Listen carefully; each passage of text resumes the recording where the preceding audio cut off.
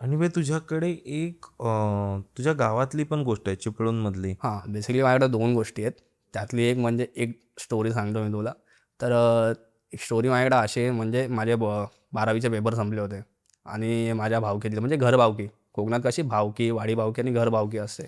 तर घर भावकीतली माझ्या एका बहिणीचं लग्न होतं. ओके. ते माझ्याच गावात, माझ्याच वाडीत. तर आम्ही इकडनं निघालो होतो आणि नेमके आम्ही तिकडे पोचलो कधी, जेव्हा तिची हळद होती तेव्हा. हां, ते कोकणात कसं म्हणजे लग्न दुसऱ्या दिवशी, त्याच्या आदल्या दिवशी हळद असते. तर भरपूर गेलो होतो. माझे भाव वगैरे आम्ही सगळे. म्हणजे बेसिकली तर माझ्या फॅमिलीमधून मी, माझी आजी आणि 2 माझे काका आणि मी. तर असे 4-5 जणच गेलो होतो फक्त. आणि तिकडनं वाडीमध्ये तर आमचे भरपूर म्हणजे मित्र आहेत. तर हळदीच्या दिवशी आम्ही असंच म्हणजे खाली चिपळूणला फेरफटका मारायला गेलो होतो. मी, माझा भाव आणि माझा मित्र. भाव म्हणजे सख्खा भाऊ नाही, चुलत भाऊ, भावकीतला, घर भावकीतला. तर आम्ही असंच गेलो होतो. मस्त आलो तिकडनं संध्याकाळी. फिरलो वगैरे तिकडे संध्याकाळी. आता हळदीला बोलायचं तर लेटच असतो कार्यक्रम. तर जेवलो वगैरे, नाचलो वगैरे. तर माझ्या घरातले कसे लवकर झोपतात. तर ते लोकं 11 वाजता काहीतरी घरी गेले. तर आम्ही नाचत होतो, मी माझ्या भावासोबत होतो. तर काहीतरी मला वाजले एक 2, 2:30, 3 वाजले काहीतरी बहुतेक. तर असं संध्याकाळच्या टायमाला आम्ही तिकडनं आलो तर माझ्या घराजवळ एक टाकी आहे. ओके. तर बोलतात रात्रीचं तिकडून जायचं नसतं. म्हणजे ते मला आत्ता माहिती. त्या टायमाला हां, तेव्हा नव्हतं माहिती. तेव्हा मी लहान आणि तेव्हा कसं असं असतं ना आपल्यामध्ये पोरापोरांमध्ये की बाई तू हे करून दाखव तर तुला मानतो वगैरे असं तसं. हां, चॅलेंज. तर तो माझा भाव आहे. तो करामध्ये आहे म्हणजे तसा. तो मला असंच बोलला की तू मला रात्रीचा ह्या टाकीजवळून जाऊन दाखव, तर मी तुला मानतो. आणि टाकीच्या इकडनं ना तू असं चालशील ना तरी पण तुला भीती वाटेल, कारण आजूबाजूला काहीच नाही आहे. फुल अंधार, एकदम अंधार. तुला पुढचा दगड पण दिसणार नाही, एवढा अंधार.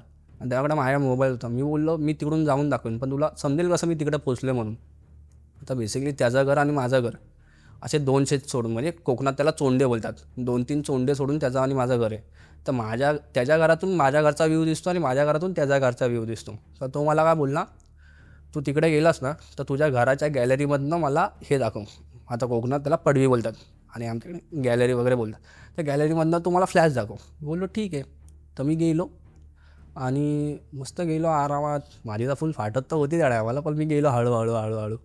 तर मी गेलो आणि तिकडेला त्याला गॅलरीतनं दाखवलं.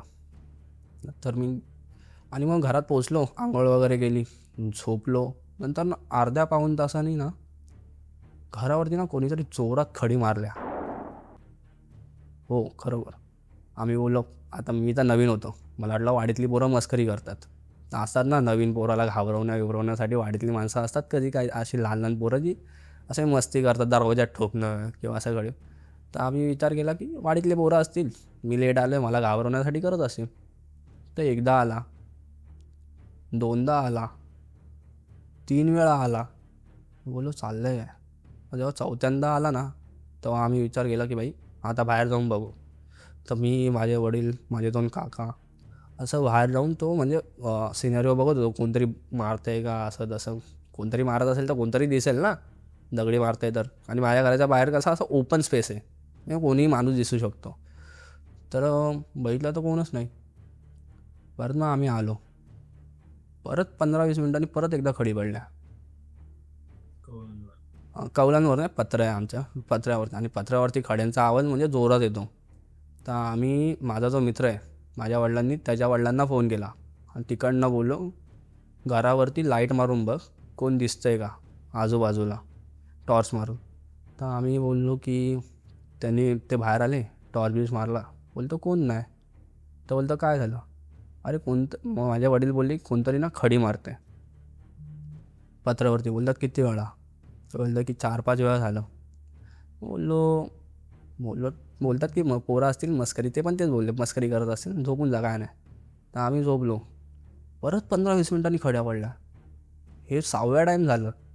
मग आम्ही परत फोन केला की बाबा काय, कोण आहे का बघ तसं, नाही तर वाडी जमा करायला. तर बोलतो कोण दिसत तर नाही. तर आम्ही वाडीत फोन बिन वगैरे केला. तर वाडीतली सगळी माणसं वगैरे जमा आली, मोठी माणसं छोटी माणसं. तर आम्ही विचारलं कोण मारतंय का, कोण मस्करी करतंय का. तर बोला आम्हाला तसं, असं तसं. मग आम्ही विषय घेऊ बरोबर काय घ्यायचं ते. तर बोलतात की नाही कोण नाही असं तसं. ते बोलले की बाई सारख्या सारख्या खड्या पडतात, माझे वडील बोलले. आता माझ्या वडिलांना बेसिकली नाना बोलतात. तर वाडीतले माझे पप्पांचे मित्र आहेत, ते बोलतात नाना एक काम करतो, आम्ही इथे थांबतो तुझ्यासोबत, तुझ्याच घरात झोपतो, बघू कोण करतं आहे. ते पण थांबले. वाडी बिडीतली माणसं वगैरे गेली, ते सगळेजण माणसं होते ते पण गेले. तर परत अर्ध्या तासाने परत खडी पडल्या. तर आम्ही सगळीजणं बाहेर गेलो पटकन बघायला कोण आहे काय आहे, असं तसं हे ते कोणच दिसत नाही. तर त्या माणसांनी पप्पांना बोलले की काहीतरी वेगळा प्रकार वाटतं, कोण काय लेट वगैरे आलं आहे का, कुठनं आलं आहे का. पप्पा बोलले की लेट तर तूच आलास, म्हणजे मला विचारलं तर तू कुठून आलास. आता मी कसं सांगू मी टाकीजवळून आलो आहे. या सगळ्या गोष्टी सांगण्यासारख्या नाही आहेत ना माझ्या मित्रापर्यंत. मग ते विचारेल तुला कोण बोललं, मग त्या भावाचं नाव वगैरे फोडेल असं. बोललो नाही मी असं काहीच नाही. मग नंतर मला त्यांनी 4-5 वेळा विचारलं, तेव्हा मी बोललो की नाही मी इकडनं आलं.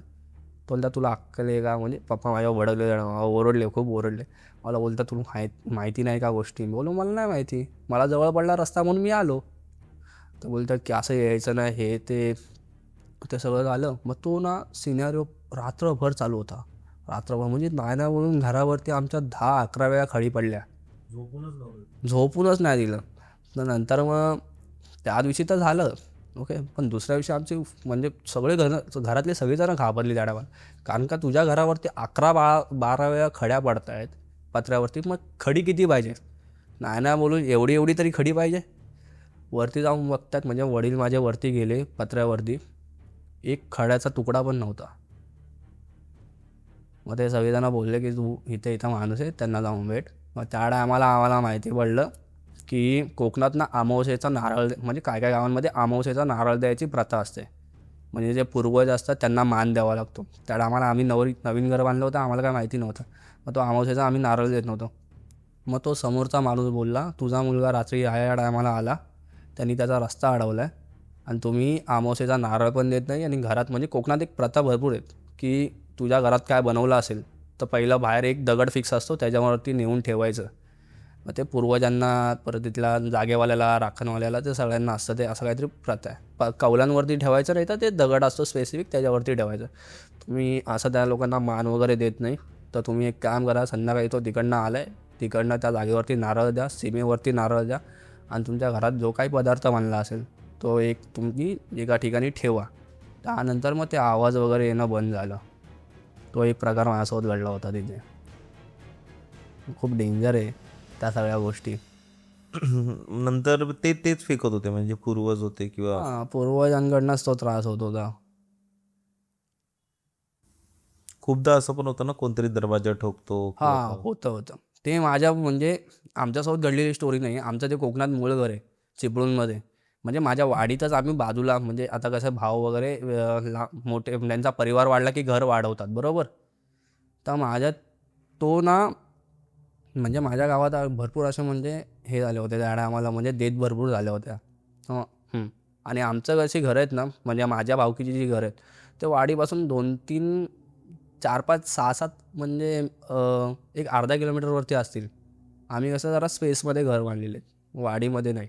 म्हणजे एवढं लांब म्हणजे एक्झॅक्ट वाडीमध्येच आहेत पण वाडीपासून थोडेसे लांब आहेत. तर माझं जे मूळ घर आहे ओके, म्हणजे ते माझ्या गावाची पहिली सुरुवात त्याच घरापासून होते. गावातलं पहिलं घर तेच आहे. तर त्या घरांमध्ये प्रकार झालेला असा की म्हणजे असं एका साईडलाच घर येते आणि आजूबाजूला जंगल वगैरे आणि मधनंच एक रोड आहे. तर ना रात्रीचं ना म्हणजे माझ्या बहिणी आहेत चुलत बहिणी, त्या लोकांना ना रस्त्यावरनं चालताना येताना त्यांच्या आवाजाने, म्हणजे त्यांच्या ओळखीच्या आवाजाने, म्हणजे त्याच्या मैत्रिणींच्या झाल्या, त्याच्या मम्मीच्या झाल्या, त्याच्या आवाजाने आवाज येणं किंवा रात्रीचं दरवाजा 4-5 वेळा ठोकणं, असे कोंबडीची पिसं वगैरे पडलेली भेटणं, असा खूप प्रकार झालेला आहे तिकडे भरपूर. तसा पण कोकणात प्रकार होतो. आणि ते का झालेलं. ते का झालं असं काय आयडिया नाही आहे, पण ते होतात भरपूर वेळा होतात.